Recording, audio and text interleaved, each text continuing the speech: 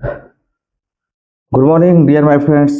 जैसा कि आप लोग को हम बताए हुए थे कि न्यूटन से संबंधित आपको महत्वपूर्ण टॉपिक को बताएंगे। आज हम आप लोग के लिए से न्यूटन से रिलेटेड कुछ कहानी भी लेकर के आए हुए हैं और इसके द्वारा जितने भी नियम दिया गया है उसको हम लोग विशेष रूप से तालिका के माध्यम से समझेंगे। तो वक्त हम लोग के पास कम है, समय भी कम है और इंतजार था सर आइजैक न्यूटन से मिलने के लिए से। तो सर आइजैक न्यूटन चाचा, इसके बारे में हम लोग जानेंगे ये है कौन। और इसका तस्वीर को आप लोग ध्यान पूर्वक देखिए, शायद आपको समझ में आएगा कि ये हमारा न्यूटन चाचा है। न्यूटन चाचा देखने में बहुत ही हैंडसम है। तो इसके बारे में हम लोग जानते हैं कि सर आइजैक न्यूटन के बारे में 20 रोचक कहानी हम लोग मतलब कि 20 रोचक इसके बारे में टिप्पणियां बताएंगे, जो कि बहुत ही खूबसूरत टिप्पणियां हैं। तो चलिए समय को देखते हुए आगे बढ़ते हैं।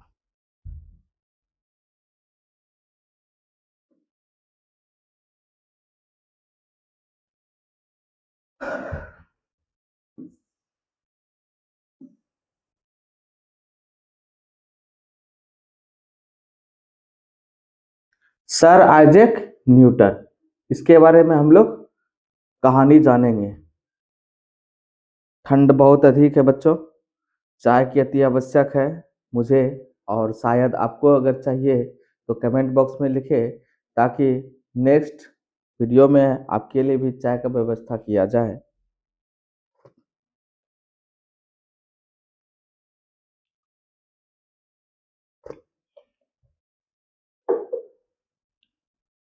चलिए सर आइजैक न्यूटन, इसके बारे में थोड़ा बातें करते हैं। सबसे पहला नंबर तो हम लोग जानेंगे कि न्यूटन का पूरा नाम हम लोग को पता चल गया कि सर आइजैक न्यूटन है। यहाँ पे बोल क्या रहा है, एक शर्मीले, ये जो शर्मीला जो वर्ड लिखा हुआ है, ये शर्मिला हमारे न्यूटन चाचा के लिए से है। वो बहुत ही अपने जीवन में शर्माते थे जब वो बच्चे थे। तो एक शर्मीले कमजोर बच्चे से लेकर महान वैज्ञानिक बनने तक की यात्रा। मतलब ये तो पहली बात तो शर्मिला थे, और शर्मिला के साथ साथ बहुत ही कमजोर थे। और आपको बता दे, जो कमजोर होता है वही आगे आगे मतलब कि जाता है। अब आगे जाने का मतलब क्या हुआ, अपने लक्ष्य को तेजी से गति के माध्यम से प्राप्त करता है। अब जैसे कि मान लीजिए एक सिंपल कहानी लेते हैं। अमिताभ बच्चन को जितना अपने जीवन में स्ट्रगल करने में मेहनत लगा, उतना अभिषेक बच्चन को नहीं लगा। इसका ही धन दौलत का इस्तेमाल कर रहा है कौन, अभिषेक बच्चन। ऐसे तो करता है, हर पिता का धन दौलत पुत्र ही इस्तेमाल करता है, लेकिन इसको मेहनत करना पड़ा कम, इसको मेहनत करना पड़ा ज्यादा। तो इसके वजह से आज अभिषेक बच्चन को जाना जाता है, मतलब अमिताभ बच्चन के वजह से अभिषेक बच्चन को जाना जाता है। लेकिन कभी कभी आप लोग देखिएगा ग्रामीण क्षेत्र में, मान लीजिए कि रामू है, और रामू को एक पुत्र है, और उस पुत्र का नाम है मान लीजिए कि मोहन। और ये रामू बहुत ही गरीब है, इसी तरह से काम काज करता है और 200 रुपया कमाता है। और ये 200 रुपया में से 100 रुपया जो है कि खर्च करता है परिवार के ऊपर, और शेष राशि जो बच गया 100 रुपया, इसी में पढ़ाई से लेकर के कपड़ा वगैरह इत्यादि सारा चीज भी खर्च करता है। तो मोहन को पढ़ाई के लिए से भी जो है कि रामू के द्वारा हर मंथ दिया जाता है। तो एक दिन रामू मोहन क्या होता है कि बड़ा होता है, जब उसका उम्र 18 साल प्लस हो जाता है, तो इसको समझ में आने लगता है कि मेरे पिताजी बहुत ही कष्ट से मेहनत करते हैं और मुझे पढ़ा रहे हैं। तब उस स्थिति में ये मोहन क्या करता है, जोर शोर से मेहनत करता है, और मेहनत करके एक अच्छा सा सुपर डुपर जॉब आर्मी लेता है, आर्मी का जॉब लेता है। तो आर्मी का जब जॉब लेता है, तो ये मोहन के वजह से अब रामू को जाना जाता है कि देखिए आर्मी मैन का पापा आ रहे हैं। तो यहाँ पे देखिए, पुत्र के नाम से पिता को जाना जा रहा है, क्योंकि पुत्र एक ऐसा काम कर बैठा जो कि पूरे ग्रामीण क्षेत्र में इसका नाम हो गया। और यहाँ पे क्या हुआ, अभिषेक बच्चन को जाना जाता है उसके पिता के नाम से, क्योंकि पिताजी उसके बहुत ही मेहनत अपने जीवन में किए और उसका धन दौलत जो है कि इसके पास है, लेकिन ये अपना नाम पूर्ण रूप से नहीं कमा पाए हैं, जिसके कारण से इसका अभिषेक बच्चन के नाम से पिताजी को नहीं जाना जाता है, परंतु मोहन के नाम से रामू को जाना जाता है, क्योंकि रामू बहुत ही गरीब था और गरीब का लड़का लक्ष्य प्राप्त किया तो आज ग्रामीण क्षेत्र में वो आर्मी है, और आर्मी रहने के कारण से रामू को जाना जाता है उसके पुत्र के नाम से। तो यहाँ पे देखिए, पिता के नाम से भी पुत्र को जाना जाता है, पुत्र के नाम से भी पिता को जाना जाता है। अब ये निर्भर करता है मनुष्य के ऊपर कि किसके नाम से कौन जाना जाता है, तो उसी को लेकर के हम लोग को यहाँ पे समझना है। तो यहाँ पे बोल रहा है कि एक शर्मीले कमजोर बच्चे से लेकर महान वैज्ञानिक बनने तक की यात्रा किया। अब ये पूर्ण रूप से कमजोर था और शर्माता भी था। अब इसको नाम कमाना था, तो नाम कमाने के लिए से ये पूरा मेहनत किया अपने जीवन में। तो मेहनत किया तो वो बन गया क्या, वैज्ञानिक, जिसमें सेब, अब ये कहीं भी जाता था तो अपना दिमाग को इतना स्पीड में चलाता था जिसके कारण से ये हर जगह सिर्फ और सिर्फ क्वेश्चन को ही ढूंढा करता था।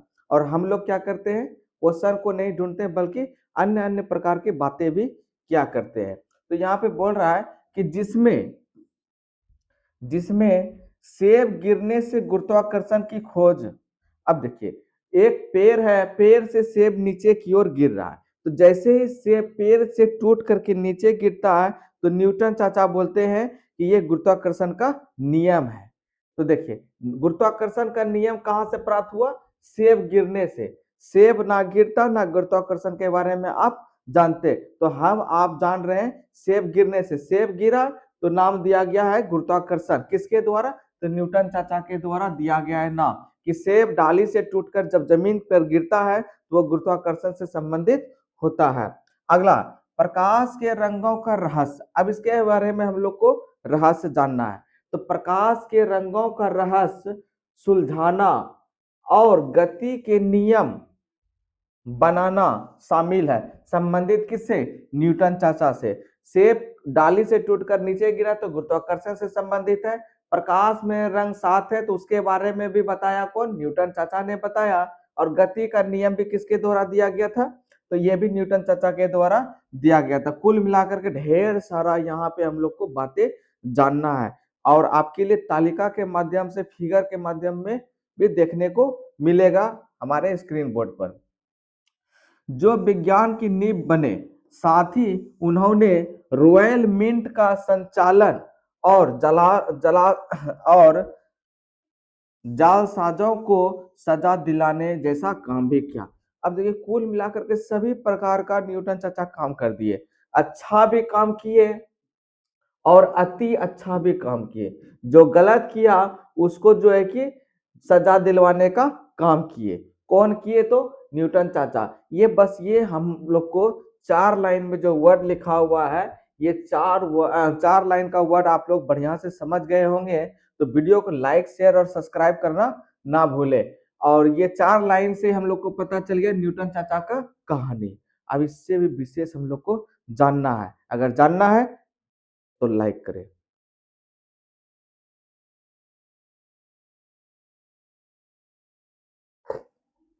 उम्मीद है कि आज का क्लास आप लोग को बहुत ही बेहतर लग रहा होगा।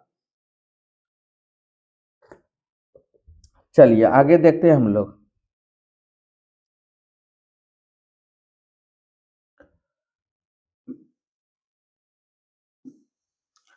अब बात करेंगे मुख्य बातें। अब न्यूटन चाचा के द्वारा मुख्य बातें क्या बताया गया है, बोल क्या रहा है, बचपन और चुनौतियां। बचपन में जितना सभी को मजा आता है उतना जवानी में नहीं आता है, इसलिए हर कोई चाहता है कि मेरा जीवन पुनः बचपन की ओर लौट आए।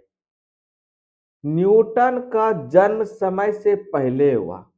मनुष्य का जो है कि जन्म होने के लिए से 9 माह की अति आवश्यक होता है, परंतु न्यूटन का जन्म जो हुआ वो समय से पहले हुआ। जो समय से पहले बच्चा जन्म लेता है वो कमजोर होता है, इसलिए न्यूटन चाचा हमारे कमजोर थे, लेकिन सुंदरता में कमी नहीं था, वो हैंडसम बॉय थे। और वे कमजोर कमजोर थे, पहले समय से पहले जन्म लिए, इसलिए वो क्या थे, कमजोर थे। बचपन में अकेले रहना पसंद करते थे। कभी कभी आप लोग देखते होंगे कि स्कूल में पढ़ाई करते हैं तो वहां पे बहुत सारा लड़का लड़कियां हुआ करता है, लेकिन उनमें से कोई ना कोई एक ऐसा पर्सन होता है जो कि बिल्कुल ही शांत रहना पसंद करेगा और अकेला में समय व्यतीत करना पसंद करता है। अब उस इंसान को अगर आप देखते हैं तो आपको मन में आता है विभिन्न प्रकार का सवाल, कुछ अच्छा भी सवाल आता होगा, कुछ गलत भी आता होगा, तो ज्यादा करके नेगेटिविटी ही आता है। तो उस स्थिति में वो जो बच्चा वो या वो लड़का या लड़की हो, तो वो अपने माइंड को टेकअप करते हुए कुछ ना कुछ विशेष सोचता है, जैसे हमारे न्यूटन चाचा सोचा करते थे, इसलिए वो अकेले रहना पसंद करते थे। माँ के दोबारा शादी करने के बाद अकेलापन महसूस करते थे। अब देखिए, न्यूटन चाचा की माँ जो थी वो 2 बार शादी की, तो जैसे ही दोबारा शादी की तो ये न्यूटन चाचा क्या हो गए, अकेले रहने लगे। अकेले रहने इनको अच्छा लगने लगा और अपने माँ से मतलब रखना छोड़ दिए, पढ़ाई की दुनिया में वो चल गए। आगे चलिए।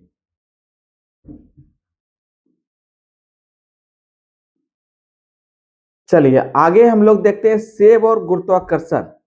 सेब और गुरुत्वाकर्षण, इसके बारे में भी हम लोग बातें करेंगे। और कहानी में अभी हम लोग देखे थे, सेब जब डाली से नीचे गिरा तो गुरुत्वाकर्षण का नियम वहां से प्राप्त हुआ।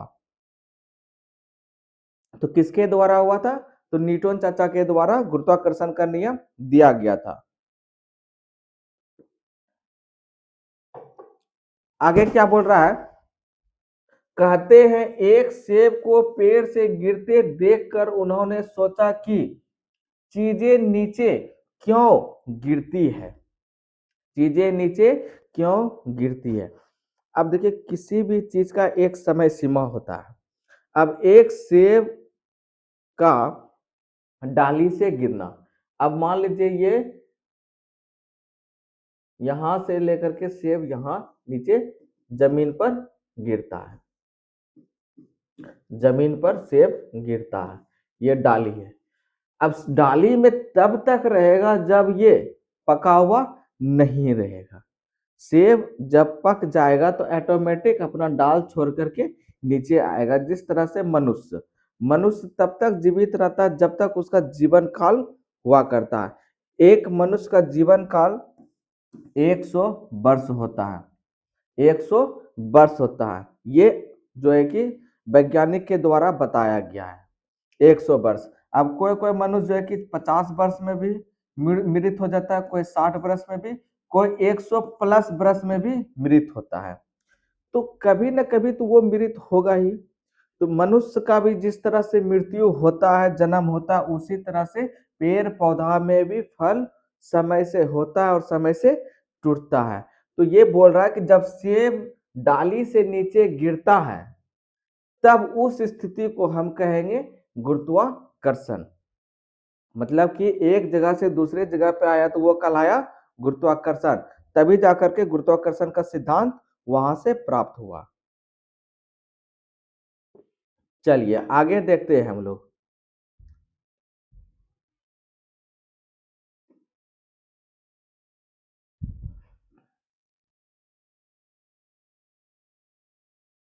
चलिए आगे हम लोग समझते हैं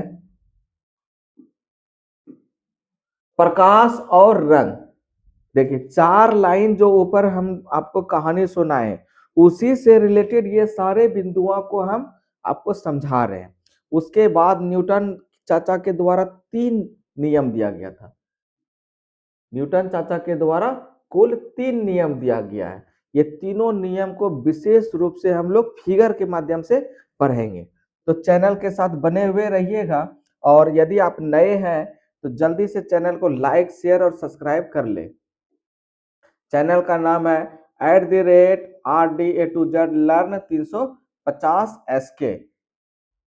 प्रकाश और रंग, उन्होंने प्रिज्म से श्वेत प्रकाश को 7 रंगों में बांटा।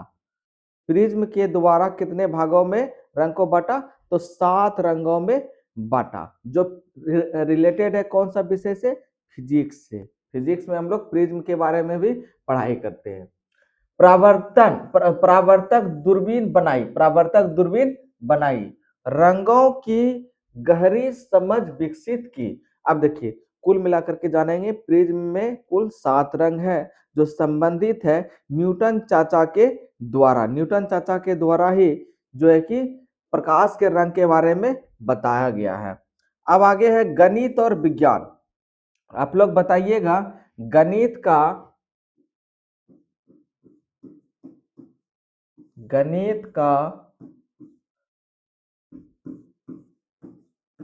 पितामह कौन है? गणित का पितामह कौन है? विकल्प है आपका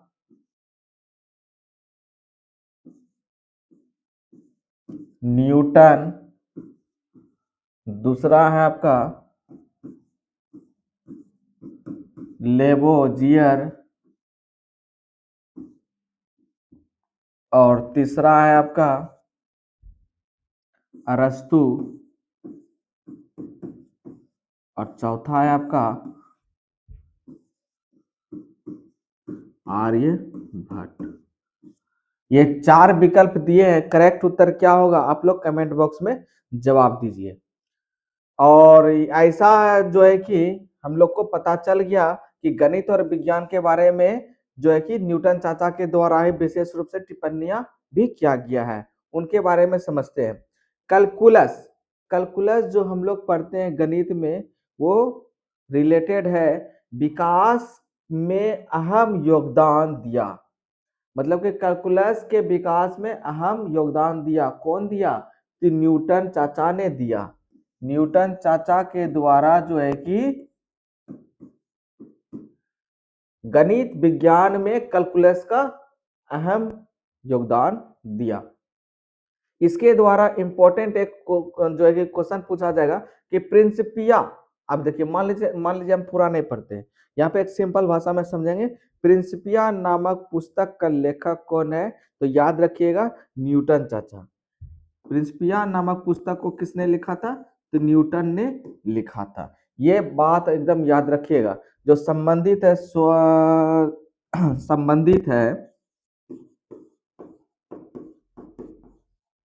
संबंधित है डैश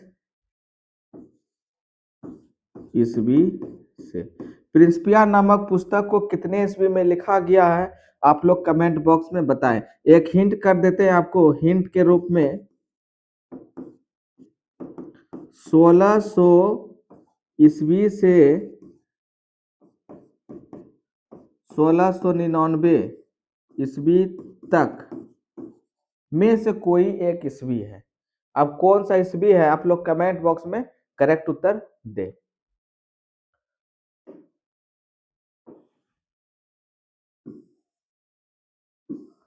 अब देखिए, अब यहां पे हम लोग समझेंगे रॉयल मिंट और जालसाज। रॉयल मिंट और जालसाज 4 लाइन को देखें और उसी से सारा हम आपको बिंदु के रूप में समझा रहे हैं। बाद में रॉयल मिंट के प्रमुख बने, पुरानी मुद्रा को बदला और जालसाजों का पता लगाकर उन्हें सजा दिलवाया। फिल्म का जैसा कहानी बन रहा है, यहाँ पे बन रहा है ना। तो उसी तरह से जैसे फिल्म में हम लोग देखते हैं अंत में सारे विलन को हीरो के द्वारा मार दिया जाता है, उसी तरह से हमारा जो है कि हीरो के रूप में न्यूटन चाचा है। न्यूटन चाचा हमारे हीरो हैं। तब जाकर के अंत में सबको क्या कर दिया? वो सजा दिलवा दिया। चलिए आगे हम लोग को देखना है व्यक्तित्व। वे सिर्फ वैज्ञानिक ही नहीं बल्कि रसायन विज्ञान और धार्मिक ग्रंथों में भी गहरी रुचि रखते थे। अब देखिए, पढ़ाई के साथ साथ धार्मिक को भी वो जो है कि समझते थे और धार्मिक से संबंधित पुस्तकें भी पढ़ा करते थे। उसके बारे में भी उनको ज्ञान था। वे शर्मीले और एकांत प्रिय थे। मतलब कि एकांत प्रिय का मतलब क्या हो गया? वो बिल्कुल जो है कि भीड़ से अलग रहा करते थे, रहना भी पसंद करते थे वो। लेकिन शक्तिशाली दिमाग के मालिक थे। शक्तिशाली दिमाग के मालिक थे।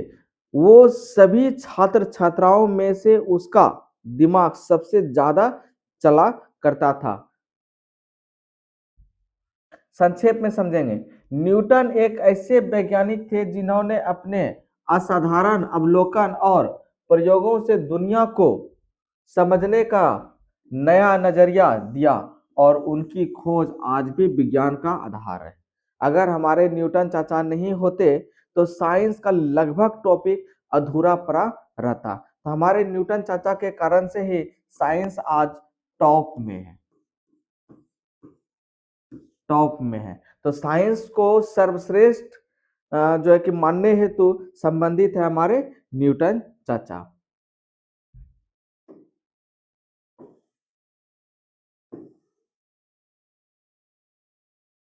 चलिए थोड़ा सा कहानी यहाँ पे हम लोग समझते हैं। चैनल के साथ बने हुए रहिएगा, कहीं जाइएगा मत, ठंड बहुत अत्यधिक है। और ठंड में प्रेम पूर्वक अपने रजाई कंबल के अंदर पड़े रहिए और अच्छा सा सुनहरा सा और टॉप क्लास को देखना पसंद कीजिए और साथ ही साथ अपने दोस्तों को शेयर करना ना भूलें। सर आइजैक न्यूटन इंग्लैंड के एक वैज्ञानिक थे। वो कहाँ के वैज्ञानिक थे? इंग्लैंड के वैज्ञानिक थे। कौन भाई? तो न्यूटन, जिन्होंने गुरुत्वाकर्षण का नियम और गति के सिद्धांत की खोज की।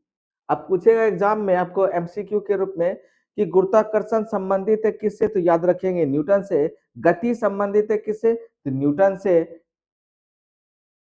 एक महान गणितज्ञ, भौतिक गणितज्ञ, ज्योतिष एवं दार्शनिक थे। ढेर सारा उसको किताब का ज्ञान हो गया। वो तो विज्ञान के क्षेत्र में सर्वश्रेष्ठ थे ही, परंतु वो दार्शनिक भी थे, धार्मिक भी थे। अन्य प्रकार का वो जो है कि उनके बारे में बोलना ही कम पड़ जाएगा। न्यूटन चाचा के बारे में बोलना कम पड़ जाएगा। फिलहाल जो इम्पोर्टेंट टॉपिक है, नोट है, बिंदुआएं हैं, उनके बारे में तो जानना जरूरी है, तभी आपको समझ में आएगा। इनका शोध प्रपत्र प्राकृतिक दर्शन के गणितज्ञ सिद्धांतों सन 1687, जस्ट अभी हम पीछे हम लोग पूछे थे आप लोग को कि प्रिंसिपिया नामक पुस्तक को कितने ईस्वी में लिखा गया था, तो प्लीज लुक दिस बोर्ड, 1687 ईस्वी में लिखा गया था। कमेंट करने की भी आवश्यकता नहीं पड़ा। 1687 ईस्वी में प्रकाशित हुआ, जिसमें सार्वत्रिक गुरुत्वाकर्षण एवं गति के नियमों की व्याख्या की गई और इस प्रकार चिरस्मत भौतिकी, क्लासिकल भौतिकी की नींव रखी। उनकी फिलोसफी नेचुरलिस प्रिंसिपिया मैथमेटिक का 1687 ईस्वी में प्रकाशित हुआ। ये सब बात को उतना ध्यान में नहीं रखना, कुल मिलाकर के याद रखना है कि प्रिंसिपिया नामक पुस्तक को 1687 ईस्वी में लिखा गया है। किसके द्वारा? तो न्यूटन चाचा के द्वारा लिखा गया। ये सब बात याद रहना बहुत मुश्किल है, तो कुल मिलाकर के शॉर्ट में याद रखेंगे। प्रिंसिपिया नामक पुस्तक का लेखक कौन है? न्यूटन है। कितने ईस्वी में लिखा गया है? 1687 ईस्वी में लिखा गया। गुरुत्वाकर्षण का खोज किसके द्वारा हुआ? न्यूटन के द्वारा हुआ था। कैसे हुआ? तो सेब डाली से टूट करके जमीन पर से गिरा, तो उस स्थिति को वो देखे समझे, इसलिए नाम दे दिए गुरुत्वाकर्षण का नियम। संबंधित गति का नियम भी हम लोग जानेंगे कि न्यूटन के द्वारा दिया गया है। अभी फिलहाल हम लोग इतना जान चुके हैं। कहानी में क्या बताया आपको कि वो अकेले रहना चाहते थे और उनका दिमाग सभी व्यक्ति से ज्यादा चला करता था। उनकी माँ 2 शादी की, जिसके कारण से वो अकेला रहना पसंद किया। और वो अपने लाइफ में हैंडसम थे परंतु शर्मीले थे। ये सब कहानी में हम लोग पढ़ चुके। आगे चलिए।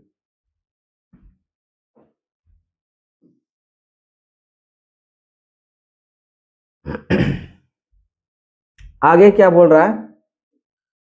इस कार्य में न्यूटन ने सार्वत्रिक गुरुत्व और गति के 3 नियमों का वर्णन किया, जिसने अगली 3 शताब्दियों के लिए भौतिक ब्रह्मांड के वैज्ञानिक दृष्टिकोण पर अपना वर्चस्व स्थापित कर लिया। तो इतना लाइन जो हम लोग पढ़े तो इससे समझ में आया सिंपल बात में कि न्यूटन चाचा के द्वारा 3 नियम दिया गया। वो तीनों नियम को अब हम लोग देखेंगे फिगर के माध्यम से। तो चलिए, न्यूटन के गति के 3 नियम, न्यूटन के गति के 3 नियम, इसके बारे में समझते हैं। इसका विशेष उदाहरण भी आपको समझाया जाएगा। साथ ही साथ अंत क्लास तक बने हुए रहिएगा, क्योंकि अंत में आपको इंपॉर्टेंट एमसीक्यू अर्थात वस्तुनिष्ठ प्रश्न भी कराया जाएगा। न्यूटन का प्रथम नियम क्या बोलता है? न्यूटन का प्रथम नियम संबंधित है, याद रखिएगा, जड़त्व का नियम से। न्यूटन का प्रथम नियम संबंधित है किससे? जड़त्व का नियम से। कहता है कि वस्तु अपनी अवस्था बनाए रखती है। न्यूटन का प्रथम नियम कहता है कि वस्तु अपनी अवस्था बनाए रखती है। कहने का मतलब है, अगर यहां पर हम खड़े हैं, बिल्कुल हिल डोल कुछ नहीं, तो ये न्यूटन का प्रथम नियम है। जैसे हमको पुश कर दिया, थोड़ा सा नीचे चल गए, तो वही कहलाया न्यूटन का प्रथम नियम। ठीक ना? तो जैसे कि अभी एग्जांपल में हम लोग समझेंगे Newton's law of motion. Newton's law of motion थोड़ा सा फिगर में समझेंगे।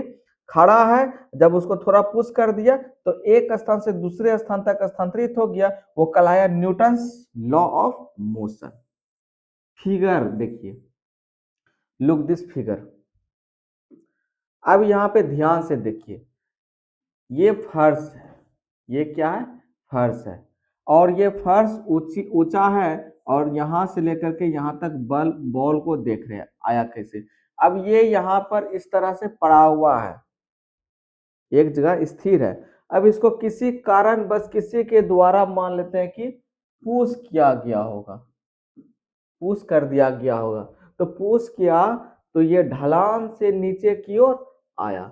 यही कहलाया हमारा न्यूटन का प्रथम नियम, जो संबंधित है जड़त्व का नियम से। फिगर के नियम से याद रखिएगा तो आपको हर चीज याद रहेगा। जैसे A for Apple, A for Apple, उसी तरह से ए फॉर एप्पल, एप्पल गिरा नीचे तो प्राप्त हो गया गुरुत्वाकर्षण। न्यूटन के गति के नियम ये कहलाया। अब देखिए, जैसे यहाँ पुश करेगा तो इस तरह से धीरे धीरे तो आएगा ना, जैसे पुश करेगा तेजी से यहाँ पर आकर के रुक जाएगा। तो ये कहलाया हम लोग का न्यूटन के गति का नियम। और भी इस पे हम लोग चर्चा करेंगे अभी एग्जाम्पल के रूप में। फिलहाल चलते तीनों टॉपिक को देखेंगे। चलिए, अब इसके बारे में थोड़ा समझिए, न्यूटन का द्वितीय नियम के बारे में ये क्या कहता है। फिगर को देखिए, 4 बॉल यहां आपको दिख रहा होगा, 4 बॉल यहां पे आपको दिख रहा है। कहा क्या रहा है द्वितीय नियम? संवेग का नियम। संवेग का नियम, पहला नियम में बोला न्यूटन का प्रथम नियम संबंधित है किससे? जड़त्व से संबंधित है। और द्वितीय नियम संबंधित है किससे? संवेग से संबंधित है। तो द्वितीय नियम बताता है कि बल, द्रव्यमान और त्वरण, बल, द्रव्यमान और त्वरण, फार्मूला हम यहाँ लिख दिए F बराबर ma, मतलब बल बराबर द्रव्यमान गुना त्वरण के गुणनफल के बराबर होता है। अब मान लेते चारों बॉल को इस तरह से मान लीजिए कि लटकाया होगा, चारों एक समान में होगा, मान लेते हैं एक समान में होगा। अब होने के बाद यहाँ पे अंतर कैसे हुआ? तो इस बॉल को खींचा, कोई लड़का खींचा, खींचने के बाद क्या किया? छोड़ दिया। पुनः यहां से लेकर के छोड़ दिया, छोड़ा तो इस बॉल में टक्कर लगा। जिस गति से आया, जिस गति से आया वो गति यहां लगा, साथ ही साथ यहां लगा और अंत वाला पे लगा, तो ये सारा गति जुट करके दूर जा चल गया। ये कहां? बॉल। तो ये कहलाया हमारा न्यूटन का द्वितीय नियम, जो संवेग से संबंधित है। इसका हम लोग देखते हैं आगे, उसके बाद चलते हैं एग्जाम्पल की ओर।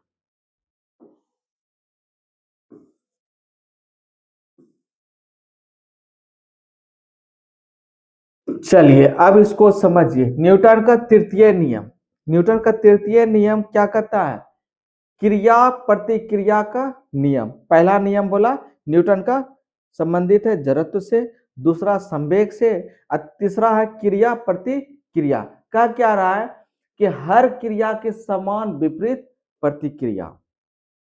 अब देखिए, अब यहाँ पे आप लोग को समझना है क्रिया प्रतिक्रिया का नियम। अब ये लड़का है, ये क्या है?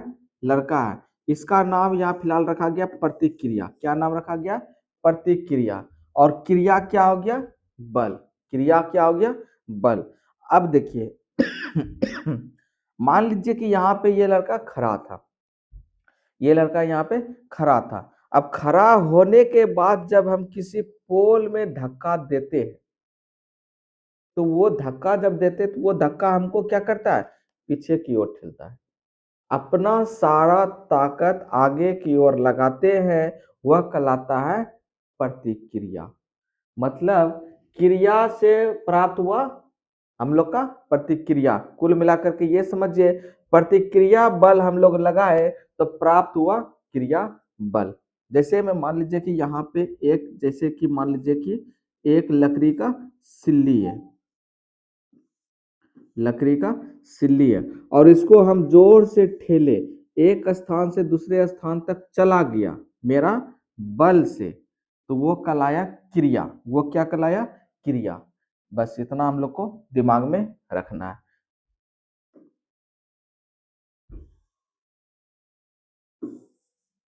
चलिए तालिका के बारे में थोड़ा समझते हैं हम लोग।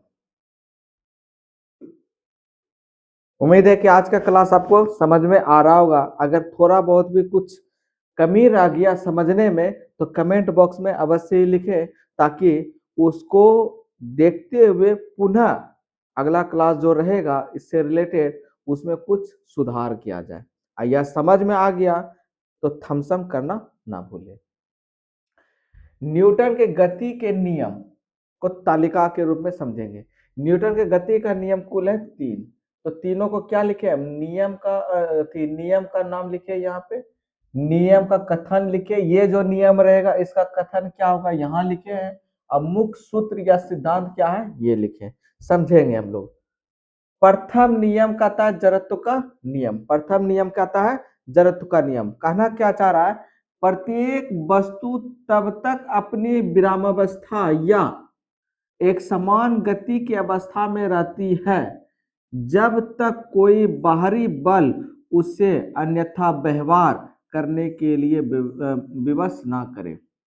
अभी क्या समझे हम लोग फर्स्ट फिगर में कि एक बॉल है, उस बॉल को अगर हम देख रहे हैं तो वो पूर्ण रूप से एक जगह स्थिर है। जैसे उस पर हम इस तरह से पुशअप किए तो एक स्थान से दूसरे स्थान पर स्थानांतरित हो गया, तो उसमें कुछ ना कुछ तो चेंजिंग आ गया, आया ना। तो यहाँ पे वही बोल रहा है कि प्रत्येक वस्तु तब तक अपनी विरामावस्था या एक समान गति की अवस्था में रहती है जब तक कि उस पर कोई पुश ना कर दे। पुश कर दिया तब वह कहलाया न्यूटन का प्रथम नियम, जो संबंधित है जड़त्व के नियम से। इसका क्या निकल के आया निष्कर्ष पर? यह नियम बल और जड़त्व को परिभाषित करती है। इसी को बोलते हैं, जड़त्व का नियम को ही बोलते हैं जड़त्व का बल। जड़त्व का बल कंफ्यूज नहीं करेंगे, जड़त्व का नियम ही संबंधित है जड़त्व का बल से, जो इसका परिभाषा भी है। द्वितीय नियम क्या कहता है? संवेग का नियम। अब यहाँ पे उसके इसके पहले क्या समझाए थे अभी? प्रथम नियम के बाद 4 बॉल था वहां पे, तो थोड़ा यहाँ समझिए इसको, तब वहां आपको पूर्ण रूप से क्लियर होगा। किसी वस्तु के संवेग परिवर्तन की दर उस पर लगाए गए बल के समानुपाती होती है और बल की दिशा में होती है। जिस बॉल को हम खींचे, उस बॉल को छोड़े, जिस गति से गया वो गति सभी में टकराया, जो अंत में था वो दूर चला गया। उस स्थिति में हम लोग को समझना है कि न्यूटन का द्वितीय नियम है जो संबंधित है संवेग का नियम से, और इसका फॉर्मूला याद रखेंगे, F बराबर ma, अर्थात बल बराबर द्रव्यमान गुना त्वरण। Must important. न्यूटन का तृतीय नियम को कहते हैं क्रिया प्रतिक्रिया का नियम। क्रिया प्रतिक्रिया का नियम। प्रत्येक क्रिया की सदैव समान और विपरीत दिशा में प्रतिक्रिया होती है। अब देखिएगा, आर्मी लोग जब किसी जवान को, जो सेना, मान लेते हैं कि ये हुआ भारत और ये है पाकिस्तान, ये बॉर्डर है, और भारत और पाकिस्तान में बंदूक से गोली धर धर धर धर धर धर धर धर धर छोड़ा जा रहा है। भारत छोड़ रहा है पाकिस्तान की ओर, पाकिस्तान छोड़ रहा है भारत की ओर। तो क्या होता है उस स्थिति में, जब बंदूक छोड़ते हैं, बंदूक से गोली, तो गोली जैसे छोड़ते हैं तो ये बंदूक पीछे की ओर धकेलता है। जैसे गोली आगे निकलेगा ये बंदूक होगा पीछे की ओर। इस स्थिति में हम लोग समझेंगे न्यूटन का तृतीय नियम। तो वो हम लोग को कह रहा है न्यूटन का तृतीय नियम क्रिया प्रतिक्रिया, मतलब कि अगर हम धक्का लगा रहे हैं तो बल हमको पीछे की ओर दे रहा है, धक्का लगा रहे हैं तो बल आ रहा है पीछे की ओर।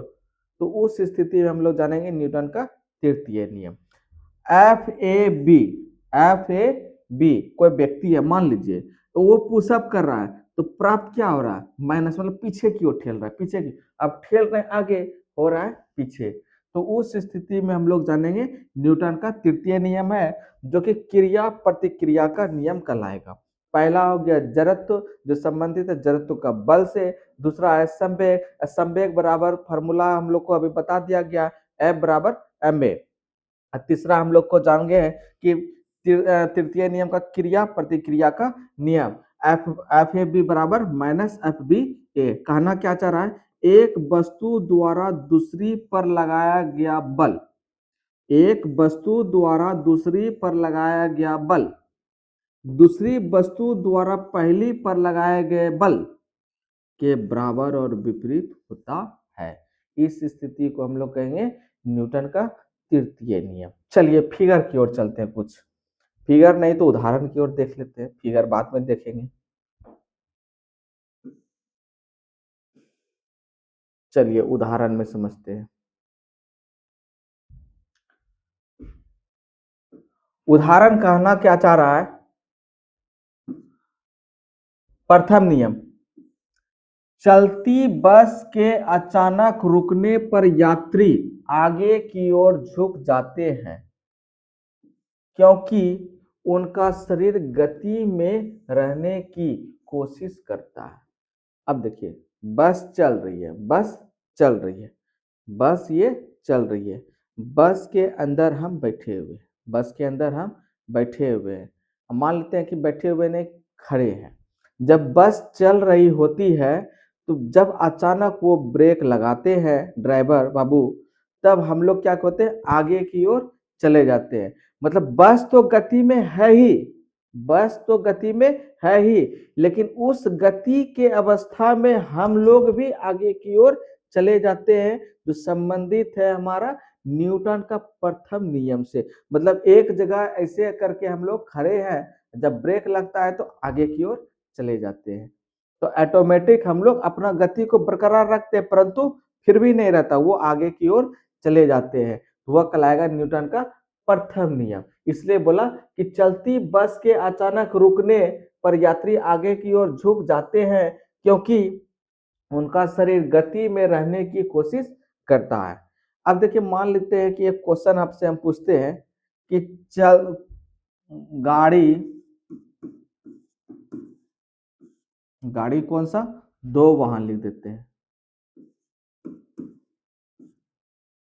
रुकिए, क्लियर करते हैं। 2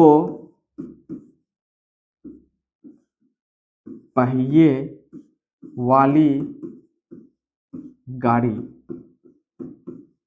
2 पहिए वाली गाड़ी के ऊपर कोई व्यक्ति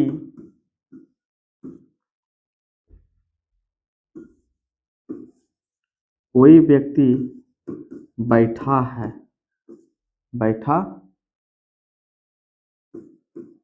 है और एक बॉल मतलब गेंद, एक गेंद को ऊपर की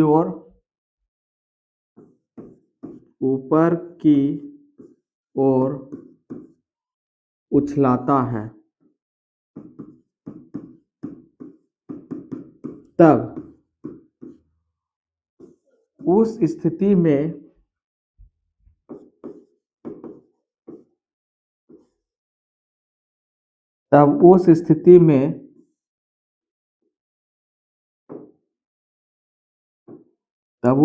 में बॉल कहाँ गिरेगा?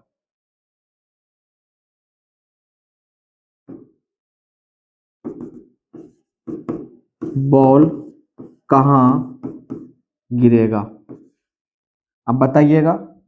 ऊपर जब कोई बॉल को हम लोग उछलाते हैं, 2 पहिए वाले गाड़ी पे मतलब मोटरसाइकिल पे बैठते हैं और जो है कि बॉल को उछलाते हैं। उछलाने के बाद बॉल कहाँ गिरेगा? उसके गोद में गिरेगा, या उसके आगे गिरेगा, या उसके पीछे गिरेगा। ये 3 विकल्प है कि बॉल जब ऊपर की ओर उछलाएंगे तो बॉल उसके आगे गिरेगा, या बॉल उसके हाथ में गिरेगा, या बॉल उसके पीछे गिरेगा। क्या सही उत्तर है? आप लोग कमेंट बॉक्स में बताएं।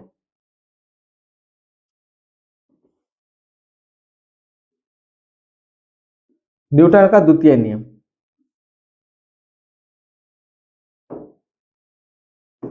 न्यूटन का द्वितीय नियम बोलता है, एक भारी गेंद को धकेलने के लिए हल्की गेंद की तुलना में अधिक बल की आवश्यकता है। एक भारी गेंद है और धकेलने के लिए हल्की गेंद की तुलना में अधिक बल लगेगा। सिंपल सी बात है। अब मान लीजिए कि आपका वजन है 40 किलो और 100 किलो वजन पर आप पुशअप करते हैं, तो पुशअप जब कीजिएगा मतलब कि ढकेलिएगा उसको, तो आपको ताकत उसका दुगुना लगाना पड़ेगा, तब जाकर के थोड़ा सा आगे की ओर बढ़ेगा। तो ये ध्यान में रखेंगे हम लोग। एक भारी गेंद को धकेलने के लिए हल्की गेंद की तुलना में अधिक बल की आवश्यकता होती है, क्योंकि उसका द्रव्यमान अधिक होता है। मतलब उसका द्रव्यमान अधिक रहेगा तो इसलिए धकेलने के लिए ताकत भी ज्यादा आपको लगाना पड़ेगा। तृतीय नियम क्या कहता है? तृतीय नियम कहता है, रॉकेट का आगे बढ़ना जहां गैस पीछे की ओर निकलती है, क्रिया, और रॉकेट आगे बढ़ता है, प्रतिक्रिया होता है। एक स्थान से दूसरे स्थान पर स्थानांतरित होता है, वो समझ जाएंगे हम लोग न्यूटन का तृतीय नियम, जो संबंधित है क्रिया और प्रतिक्रिया से। अब थोड़ा चलते हैं कुछ आगे की ओर।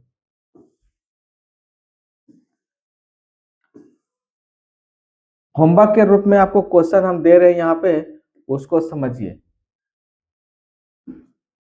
क्या रहा है, बस के अचानक चलने पर यात्री पीछे की ओर धकेल दिए जाते हैं, निम्नलिखित में से कौन सा इसका उदाहरण है?